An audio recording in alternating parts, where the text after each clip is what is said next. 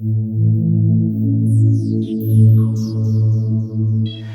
привет, с вами компания Август Климат, и сегодня мы впервые снимаем обзор на кондиционер с голосовым управлением. Вот так вот. Андрей, когда ты последний раз общался с Яндекс.Алисой? Секунд 50 назад, когда я сказал: Алиса, стоп. Ну, то У меня на рабочем месте есть Алиса, я с ней разговариваю, но я только по музыке с ней разговариваю, в принципе. Ну, типа, включи-выключи. Ну, все, это стало по факту нормальным, да, разговаривать с вещами, все, нет проблем. Ну, не со всеми вещами. Не со всеми вот с почти. голосовой колонкой еще можно разговаривать, но с компьютером, с машиной, вот я предпочитаю не разговаривать. Слушай, у меня с машины тоже не получается, но почему-то я думаю, что с кондиционером у нас опыт должен получиться, вполне себе нормальный. Итак, что мы сегодня вам покажем? Кондиционер марки Just. Just. С завода Ченгхонг. Just, наверное, все-таки Just Aircon. А возможно, что даже марка правильно называется Just Aircon. Aircon это как раз и есть, по-моему, кондиционер, да? Aircon, Air Condition, мне кажется, кондиционер. Ну, типа, он называется просто холод. Ну, или что-то такое. Или просто кондиционер. Просто кондиционер, я думаю, да. Наверное, такая идея была, да? А у владельцев марки, я думаю, да. Про цену давай сразу скажу. Стоит, Андрей, 37 тысяч рублей. Ну, это инвертор, естественно. И это инвертор. Тебе для понимания рынка, значит, такой называемый базовый инвертор, на который, мне кажется, многие сплитовики ориентируются, это Hisense Smart. Да? Да. Smart DC инвертор. Вот он стоит 35 тысяч рублей. А, этот даже подороже. Это 37 тысяч рублей. Midea младшая стоит 40 тысяч рублей. OEM-чик какой-нибудь, условный Центек, можно и за 25 взять. Ну, то есть это инвертор. Я только про инвертора говорю. То есть это не самый дешевый инвертор, но и не топ-топ. Да? То есть Midea, например, еще дороже. То есть, то есть в цену середнячка. Значит, по внешнему виду, интересный. По размеру небольшой. Да, кстати, мне по внешнему виду он даже своими формами, именно вот форма мне его нравится. Нравится. Он приятненький. Я еще раз повторюсь, завод Ченгхонг. Мы на Ченгхонг всегда смотрели, так пренебрежительно. С опаской, да. Если помнишь, прошлогодний наш топ кондиционеров, Ченгхонг где-то там, по-моему, предпоследним оказался, да, и он был прям очень так не очень. Но сейчас вот первые впечатления, знаете, неплохие, да. Да и, знаете, хорошие. Кондиционеры меняются, а что? Они меняются и заводы меняются. И развиваются кондиционеры. Крышечку открою. С фильтрацией, что там, да. С фильтрацией. Вон, я уже вижу этот. Кого? Говорящую собачку вижу. Ты думаешь, это она? Ну а что, вон же прям динамик. Вот это, да? Да, динамик. Да, болтает. Может, не видно, там дырочки в нем, это динамик. Куда приемник, да. Это приемник, да? А вот там динамик. Точно, как ты быстро во всем разобрался. Окей, 2 фильтра грубой очистки, золотое покрытие теплообменника, и в комплекте, друзья, идут и фильтры еще тонкие очистки. 2 причем, да? Причем 2 штуки, да. То есть с фильтрацией все неплохо. С фильтрацией все хорошо. Как это водится, мы рассматриваем кондиционеры с обратной стороны. Очень легкий кондиционер. Слушай, при этом карта-то более-менее приличная. Да это просто блок маленький, Андрей. Нет. Карта поприличнее, чем у многих здоровенных инверторов дорогущих. По ширине вот эти металлические пластинки, смотри, неплохие, да. Да это на фоне блока маленького, точно, да. 2 тоненькие трубки, то есть у них с поставками тоже. Практически одинакового диаметра, как мне кажется. Практически одинаково, толстых не завезли в тот день. Пружинки там, конечно, никакой нет. А зачем на такие тонкие трубки пружинки? Она не нужна. Да. А что там за жалюзи? Как управление происходит? Слушай, вот если по внешнему виду, как будто они управляются все-таки... Большая современная жалюзи, вот это, да? Горизонтальная, да, а в сторону поток отводить, да, судя по схемотехнике, здесь может быть движочек и отводить в сторону. Но односекционная, естественно. Односекционная, и в описании говорится, что с пульта управляется, надо проверять. Проверим. Он поздоровается с тобой? Скажи ему привет. Привет. Привет, кондиционер. Очень смешно. Кондиционер, привет. Ух ты. Кондиционер, охлаждение. Нет. Кондиционер, привет. Кондиционер, включись. Подожди, у меня есть перечень команд. Да? А я-то тут. Ну-ка, давай. Ты просто медленно сказал. Кондиционер. Нет, кондиционер, привет. Ах ты. Не, вот так смотри, как надо. Включи кондиционер. Включаю. Вот это да, я понимаю. Ты понимаешь, это без всяких настроек. Мы просто воткнули в сеть его, и все. И без пульта. И без пульта. Блин, мечта. Я потерял пульт, и вот уже мучаюсь, блин, второй год, блин. А понимаешь, когда Wi-Fi есть, мы еще это в выводах скажем, он рано или поздно все равно у тебя отвалятся все. Вот мои все Wi-Fi регулярно отваливаются. Точно, а этот смотри. Выключи кондиционер. Не-не. Кондиционер выключи. Нет, вот скажи ты выключи кондиционер. Как сказать? Выключи кондиционер. Выключи кондиционер. Может, построже надо сказать? Может, подожди, мой гнусавый. Выключи кондиционер. Ты строго сказал достаточно. Подожди, а может надо сначала привет, а потом что-нибудь сказать? Ну давай, попробуй так. Кондиционер, привет. Выключи кондиционер. Выключаю. Вот! То есть надо через Конечно. Окей, Google. Как Окей Google или как Алиса. Да. То есть надо это кодовое слово. Подожди, ну теперь... Или стоп-слово. Так, ну смотри, обдувается что-то. Да. Ну давай, попробуй ты его теперь включить и на обогрев. Сможешь? Вот без выученных команд, так сказать. Да. Я прям стесняюсь сказать. Так, привет, кондиционер. Неправильно. Кондиционер, привет. Включи кондиционер. Включаю. Ага. Температура 18 градусов. Включаю. Ух ты. Как это? А почему 17? 18 градусов. Включаю. О. 30 градусов.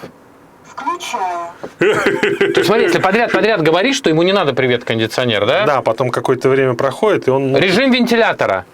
Установлен. О. А что не говорит установлен вентилятор? Установлен. Ну тоже нормально. Ну, нормально, нормально. Режим охлаждения. Установлен. Вау, погоди, а жалюзи как-нибудь можно? Жалюзи вниз. Есть, ну смотри. Кондиционер, привет. Вертикальный обдув. Включаю. Ой, заработало. Вот такой не запомнишь, правда, эту команду. Слушай, команды надо распечатывать и куда-то на стену вешать. Рядом с ним, знаешь, раз. А что, в учреждениях, вот, например, да, пульт вообще не нужен, получается. Они же все равно его все теряют в офисах. Да. А ты взял, распечатал на А4, сюда повесил под ним, и все. Блин, казалось бы, мы в 21 веке, в 23 году. У нас уже... Какой iPhone сейчас у тебя, Андрей? У меня последний, не знаю, Понятно. какой. И все равно нас это прикалывает, и все равно Да. это... Слушай, какая простая идея. Я тебе говорю, удивляет вот эта простота и вот этот, слушай, так, подожди, а скорости? Да? Все просто, смотри, низкая скорость. Не забыл. Это. Кондиционер, привет. Низкая скорость. Включаю. Так, а вправо-влево там как? Вот видишь, есть вертикальный обдув, а горизонтальный обдув такой командой. Хотя в теории может быть, смотри, в теории может быть там. Там, оно не слушай, ручное. я тебе еще пульт не показывал. Пульт-то тоже офигенный. Ух ты, нифига себе. Так, и... Подсветка есть? Да. Офигенная голубая подсветка, офигеннейшая подсветка. Смотри, классный V-Swing это и есть вертикальный, наверное, да? Нету. Есть. Ну как? Ну нету. Кондиционер, привет. Вертикальный обдув. Включаю. Горизонтальный обдув. Горизонтальный обдув. Нет, горизонтальный. Отключить вертикальный обдув. Включаю. А вот надо выключаю говорить. Ну, все равно нормально. Ну, надо говорить, подтверждаю что-нибудь. Не, ну это уж слишком будет. Кондиционер, привет. Выключить вертикальный обдув. Выключаю. Выключаю, вот. Я так понимаю, что отсюда до искусственного интеллекта один шаг. То есть, чтобы они обучаемые были. А чему ты хочешь обучить кондиционер? Ну, не знаю, включаться там, когда я захожу, или там... Настроение твое улавливает? Да, там я ругаюсь. Или так, мне жарко. Он услышал, что-то жарко сегодня, да? Жарковато, да. Он только раз включаю. Не, классно, мне нравится. Блин, меня удивляет. Мне нравится, что можно без пульта вот это вот. И еще раз, такая примитивная, простая штука и так нас радует. Это, блин, ну не знаю, мне захотелось такое иметь, правда. Ченг Хонг, Андрей, Ченг Хонг. Не Биде, не Mitsubishi. Покажи пока энергопотребление. Вот он холодом на 16 дует, и вот он наш инвертор ниже 500 ватт, мне кажется, неплохо. А какие еще есть команды? Автоматическую скорость можно задать.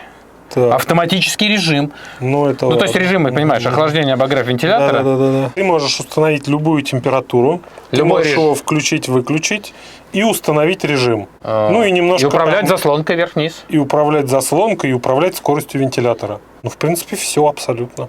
Ну, а что тебе еще надо? Ну, все, мне больше В ничего магазин не надо. он пока не Всё, закажет. ни пивка, ничего не возьмет. Ладно. Может он прочитать свои команды. Вот знаешь, как Алисе говорит, что ты умеешь? Она говорит, нет, я понял все. Давай. Надо сбоку клеить такую наклеечку. Вот, смотрите, короче, дистрибьюторы. Клеите сбоку наклеечку со штрих-кодом. Этот штрих-код ведет на простейший, даже не сайт, а страничку, где просто перечислены команды. И все. И на штрих-коде сверху написать команды кондиционера и штрих-код. Все.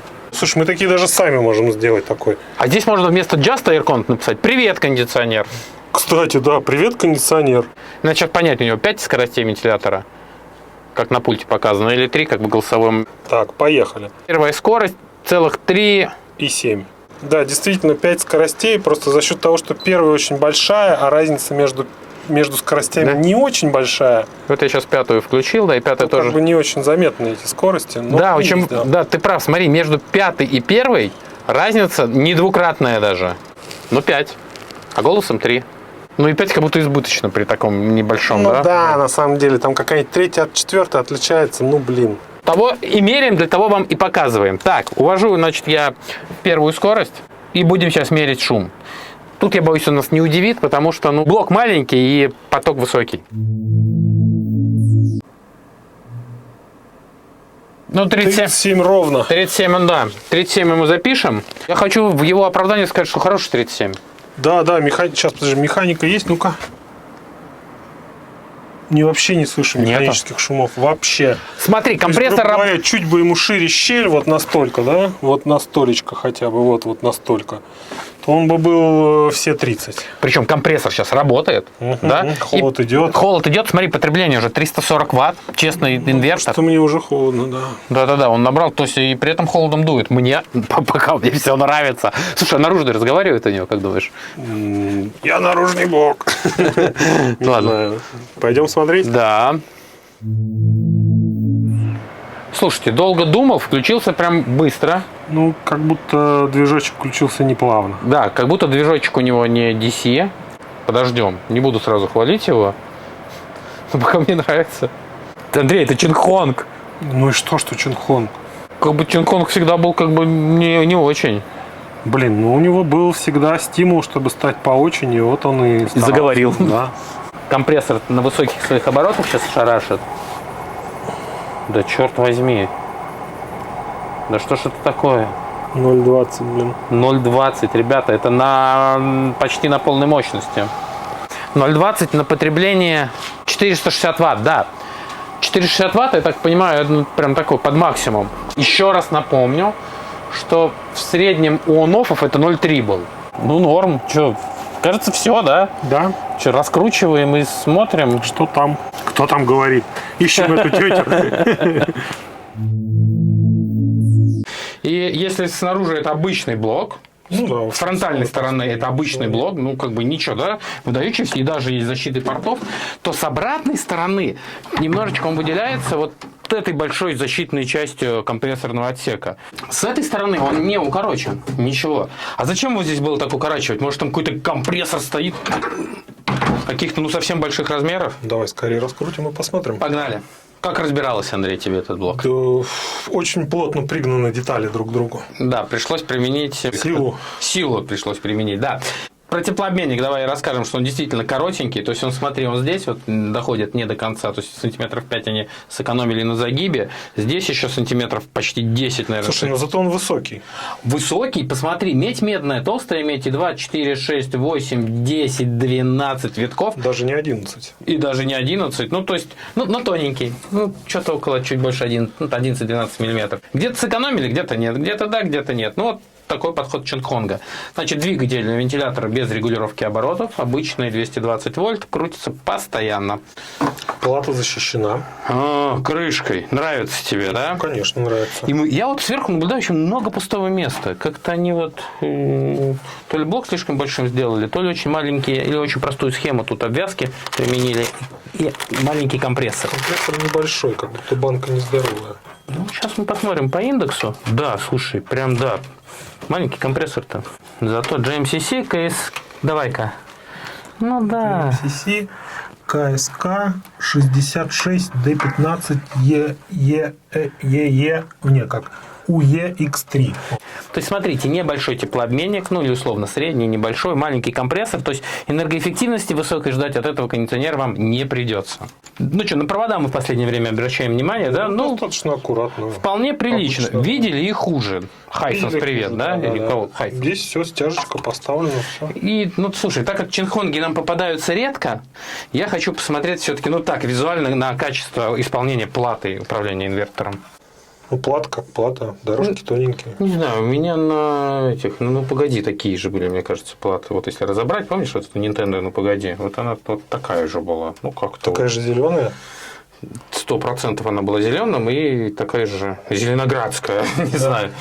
Ну, залита чем-то. Да, ну вот уже хорошо. Изоляция, посмотрите, дешевенькая. Ну, вот не люблю такое, она, конечно, разваливается со временем. Вот а это вот здесь всё. поприличнее. Почему так они это применяют? Ну, раз про изоляцию, у компрессора тоже, да, изоляция, но грязная.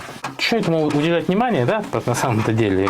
Выполняет свою функцию, выполняет. Конечно. Вообще мы видели кондиционер, опять же, условного Хайсенса, и вообще без этой изоляции. А тут, ребята, ее добавили. Спасибо им за это. Да все, собственно, думаю, можно собирать его. И переходить к выводам. Да. Биткоин я свой продал, поэтому сегодня рубли. Андрей, давай, если будет орел, я кондиционер буду этот ругать. Давай. Я его ругаю. Ругаешь? Да. Начинай ругать. А за происхождение можно ругать? Нет, мы же не расисты. Тогда начиная с внутреннего блока, и напомню, что он был очень легкий. То есть подозрение все-таки на экономию металла. Раз. Есть заявленная функция управления жалюзи в стороны, но мы с ней не разобрались. Ну, то есть мы в сторону не смогли отклонить жалюзи. Второе. Цена. Все-таки от Чинхонга мы ждем цену какую-нибудь там, знаешь, как в каком-нибудь там Денесе, лучшие там скидочные дни. Недешево.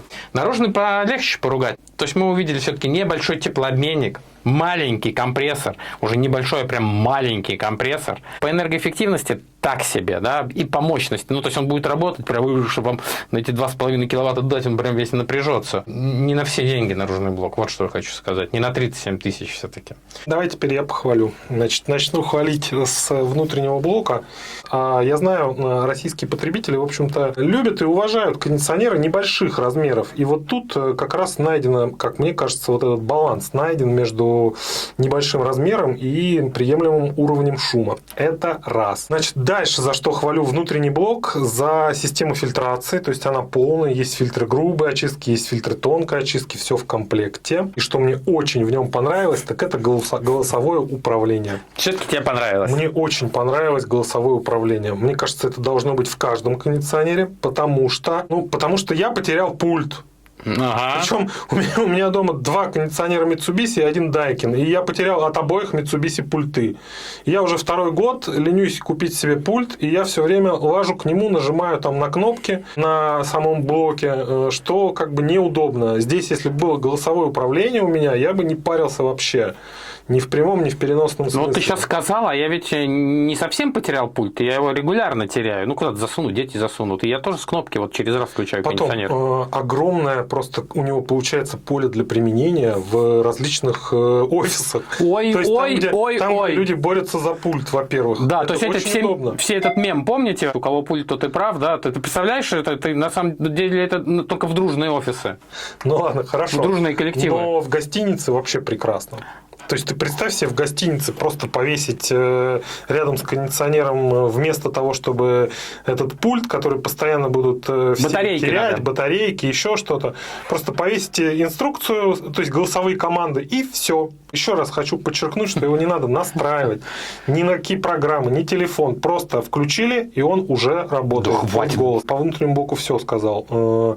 По наружному блоку, значит, хвалю наружный блок за то, что порты защищены, ручки есть. И, кроме того, хочу его похвалить за стоимость.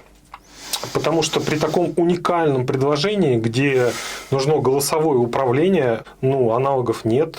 И коллеги могли бы цену еще бы вверх подкинуть, и он бы продавался. Ты только представь, как бы это здорово пошло в тендеры. Уникальное торговое предложение. Вот это оно сейчас оно. Уникальное торговое предложение есть, а завышенной цены в связи с этим нет. А мне кажется, есть чуть-чуть завышенная цена. Капелька. Для кого этот кондиционер, Андрей? Значит, ты уже что-то начал там рассказывать? Как я уже говорил, этот кондиционер для тех, кто... Для пожилых людей, например. Для растеряж, кто теряет. Знаешь, я например, сейчас вдруг подумал о своих родителях пожилых и подумал, что им разбираться с пультом, там куда-то жать, не жать. А за полгода пожилые люди забывают, как пользоваться пультом и вот этими всеми иконками, режимами, да. И потом они забывают поставить батарейки. Там, причин много. А когда у тебя просто на кондиционере наклейка, где указаны голосовые команды, то это же здорово. Это во-первых, для таких людей, во-вторых, для каких-то конкретных объектов, где это было бы удобно. Гостиницы, офисы, еще где-то. Как те сами голосовые команды, да, вот то, что они выбрали. Кондиционер, привет. Нормально. Нормально? Нормально. Алиса, ты просто говоришь, Алиса. И она, кондиционер, привет.